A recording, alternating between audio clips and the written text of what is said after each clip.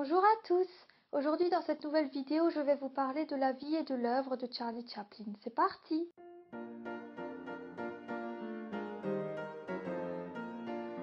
Charlie Chaplin, de son vrai nom Charles Spencer Chaplin, est né le 16 avril 1889 à Londres. Ses parents, Anna et Charles Chaplin, sont tous les deux des artistes de music-hall.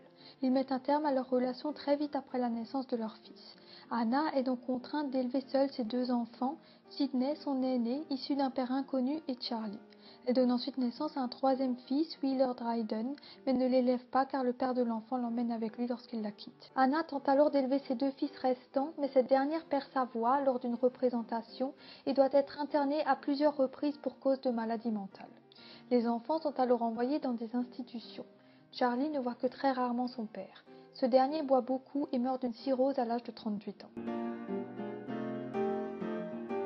À 10 ans, il rejoint les 8 Lancashire Lads, les 8 gars du Lancashire en français, une troupe de jeunes danseurs de claquettes. Puis, il s'inscrit dans une agence artistique et obtient plusieurs rôles. Il joue notamment dans la pièce Sherlock Holmes, écrite par William Gillette, où il interprète le groom du détective Billy et participe à la tournée. Il intègre ensuite le Casey Circus, où il excelle dans les rôles de comique. Par la suite, il rejoint la troupe de Fred Carnot, un célèbre impresario qui aide les jeunes artistes talentueux à se faire connaître. Il part s'installer à Hollywood et fait ses premiers pas dans le cinéma en jouant dans la comédie burlesque Making a Living, dont le titre en français est Pour gagner sa vie, réalisé par Henry Lerman en 1914. Par la suite, il invente le personnage de Charlot qu'il reprendra dans un grand nombre de films. Je voulais que tout soit une contradiction, le pantalon ample, la veste étriquée, le chapeau étroit et les chaussures larges. Je n'avais aucune idée du personnage, mais dès que je fus habillée, les vêtements et le maquillage me firent sentir qui il était. J'ai commencé à le connaître, et quand je suis entrée sur le plateau, il était entièrement né. Histoire de ma vie, Charlie Chaplin. Les spectateurs l'ont découvert pour la première fois dans le court-métrage Charlot est content de lui, réalisé par Henry Lerman, qui est sorti le 7 février 1914. En réalité, le premier film où apparaît Charlot est L'étrange aventure de Mabel, que l'on peut aussi trouver sous les titres Charlot à l'hôtel, ou encore Mabel est dans de beaux draps, mais ce dernier est sorti 2 jours après Charlot est content de lui, car il est plus long et a donc nécessité plus de travail. Il décide de fonder son propre studio en 1918 car il souhaite acquérir plus de liberté.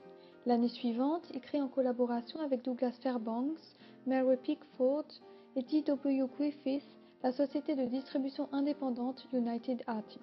Il réalise ensuite les films Le Pèlerin en 1923, Le Cirque en 1928, Les Lumières de la Ville en 1931, Monsieur Verdoux en 1947, qui est librement inspiré du tueur en série Henri-Désiré Landru, mais également des œuvres plus politiques ou sociétales comme Le Kid en 1921, La Ruée vers l'or en 1925, Les Temps modernes en 1936 ou encore sa première œuvre parlante, Le Dictateur en 1940. En 1927 sort le premier film parlant, Le Chanteur de jazz, qui va révolutionner le cinéma mais qui constitue également un problème pour Charlie Chaplin car ce dernier utilise le mime dans ses œuvres.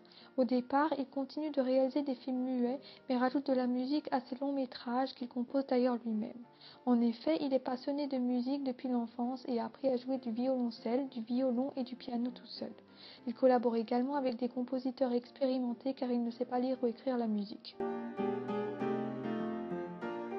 Charlie Chaplin a été marié 4 fois à des femmes beaucoup plus jeunes que lui. Il a épousé en 1918 l'actrice Mildred Harris, alors âgée de 16 ans, car cette dernière pensait à tort qu'elle attendait son enfant. Au mois de juillet 1919, elle donna toutefois naissance à leur fils, Norman Spencer, qui mourut au bout de 3 jours. Ils divorcent en 1920. Il se marie ensuite avec Lita Grey pour éviter un scandale, car cette dernière est tombée enceinte de lui alors qu'elle était encore mineure. Le couple a eu 2 enfants, Charles Chaplin Jr. en 1925 et Sidney Chaplin en 1926. Leur mariage ne se passe pas très bien et Charlie Chaplin s'absente de la maison le plus souvent possible pour se consacrer à la réalisation de ses films. Leur divorce donna lieu à de nombreux scandales. Charlie Chaplin épousa en 3e noces Paulette Goddard en 1936. Cette dernière interprète notamment le rôle de la gamine dans Les Temps modernes et Anna dans Le Dictateur.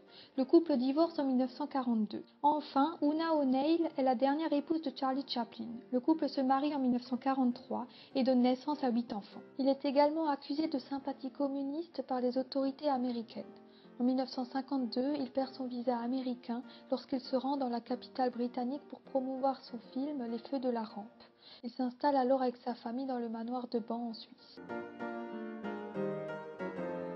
Il réalise enfin Un roi à New York en 1957 et son premier film en couleur, La comtesse de Hong Kong en 1967. Il publie également 2 autobiographies, My Autobiography que l'on trouve en français sous le titre L'histoire de ma vie et My Life in Pictures. Il se consacre aussi à l'écriture de scénarios ainsi qu'à la composition de partitions musicales pour ses anciens films muets. En 1971, il est fait commandeur de l'Ordre national de la Légion d'honneur par le gouvernement français. Il est anobli par la reine Elisabeth II le 4 mars 1975 et devient donc chevalier commandeur de l'Ordre de l'Empire britannique. Il possède également son étoile sur le Hollywood Walk of Fame et a reçu 3 Oscars ainsi qu'un Lion d'Or. Il meurt d'un AVC dans son sommeil le 25 décembre 1977 à l'âge de 88 ans. Charlie Chaplin est un artiste complet qui est entré à tout jamais dans l'histoire du cinéma grâce à ses films qui sont devenus cultes ainsi qu'à son personnage emblématique Charlot.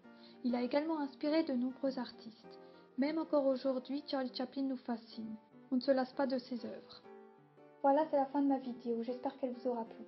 N'oubliez pas de vous abonner et je vous dis à très vite pour une nouvelle vidéo.